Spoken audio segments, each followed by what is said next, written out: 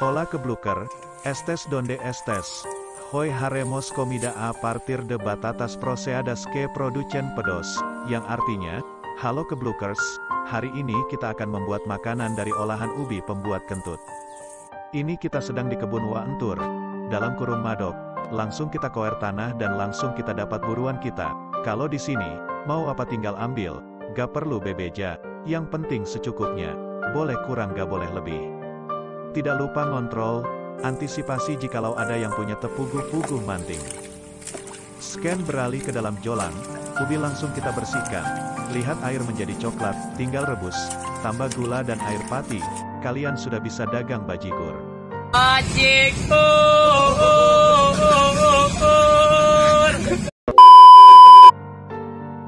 Ubi adalah istilah untuk tanaman yang memiliki umbi atau bagian akar yang membesar dan bisa dijadikan makanan karena menumpuknya nutrisi di bagian ini. Walaupun orang Indonesia biasanya merujuk istilah ubi kepada ketela pohon, tetapi ada beberapa jenis ubi, yaitu ubi jalar, atau dalam istilah bahasa Inggrisnya sweet potato, ubi rambat, atau dalam istilah bahasa Inggrisnya yam, ubi kayu atau ketela pohon atau singkong, dan talas. Ini termasuk ubi jalar atau ubi kentut. Setelah bersih dan bebas kuman, ubi langsung kita potong. Sengaja kita pipihkan agar proses perebusan nanti tidak terlalu lama, dan tidak memakan banyak gas. Sedikit informasi, kenapa kalau makan ubi, bisa memicu kita kentut atau flatulensi. Menurut penjelasan Guru Besar Pangan dan Gizi dari Institut Pertanian Bojong, ubi jalar merupakan karbohidrat kompleks dan juga mengandung serat yang tinggi.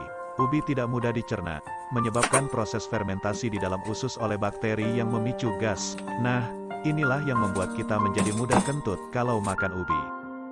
Gimana sekarang? Apa kalian merasa sedikit lebih pintar? Inilah kelebihan korban YouTube. Di sini bukan cuma hiburan, kalian juga bisa sedikit menambah wawasan. Selain itu, sebagian konten kita juga mampu memicu adrenalin kalian. Rebus ubi dengan api ngagedur. Setelah matang-matang, jahit lalu tiriskan.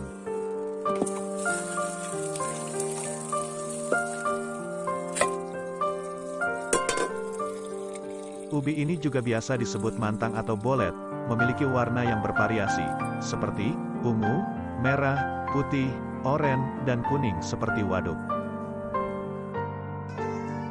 Ini ubi sudah tulus, pisahkan bagian cangkang dan dagingnya. Sebenarnya proses yang lebih baik adalah dengan mengupas cangkang sebelum direbus, tapi karena tepurun mesek, ubi pun langsung kita kulum. Masukkan tepung terigu sesuai selera.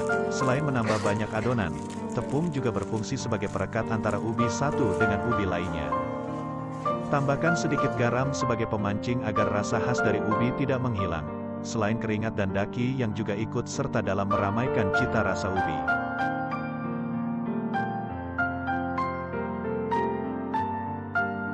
Bentuk adonan dengan cara dipenye-penye. Bentuk bulat adalah bentuk favorit yang padahal bentuk yang paling mudah dibuat. Biasanya olahan seperti ini diisi gula aren di dalamnya. Tapi karena budget terbatas dan juga YouTube tak kunjung mere gaji, alhasil inilah konten ala kadarnya.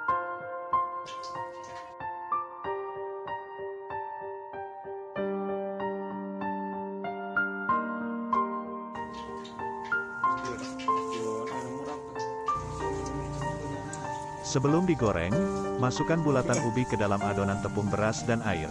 Ini berfungsi sebagai kulit luar agar sedikit crispy di luar dan lembek di dalam.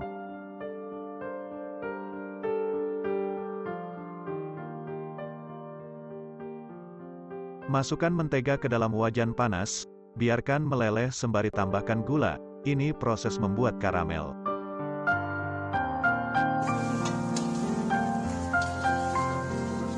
Masukkan ubi goreng ke dalam karamel, aduk hingga merata.